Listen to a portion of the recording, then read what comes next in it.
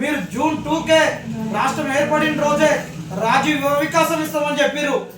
ఈ రోజు శ్రీకాంత్ తల్లిదండ్రులు ఎంత వృద్ధాప్యంలో ఉన్నారు చూడండి. తండ్రికి ఈ రోజు పింఛన్ కూడా సరిగ్గా రావడం లేదు, పెరాలసిస్ వచ్చింది. వారికి ఈరోజు పద్మశాలి ఒక కుటుంబం ఒక కులం పరంగా వచ్చేటటువంటి పింఛనే వచ్చింది.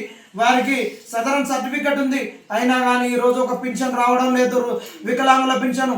ఇప్పుడు ఆ తండ్రికి వికలాంగుల పింఛను 4,000 వచ్చి ఈ తల్లికి ఒక వృద్ధాప్య పింఛన్ 6,000 వచ్చింటే వీళ్ళు ఈరోజు కొద్దిగా ఆర్థికంగా వెసులుబాటు దొరికేది.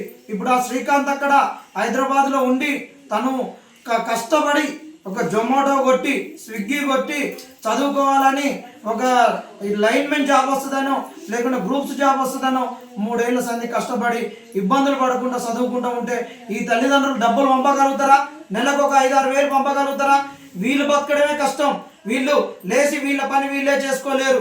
వీళ్ళకు ఒక జ్వరం వస్తే కనీసం ఒక ఛాయ్ నీళ్ళు ఇచ్చేటోళ్ళు ఎవరు లేనటువంటి పరిస్థితిలో తల్లిదండ్రులు ఉన్నప్పుడు వీళ్ళకు చెప్పుకోలేక తాను ఉద్యోగం రాలేదని తాను ఎవరికి చెప్పుకోలేక ఇబ్బంది పడి ఈరోజు శ్రీకాంత్ చనిపోవడం జరిగింది.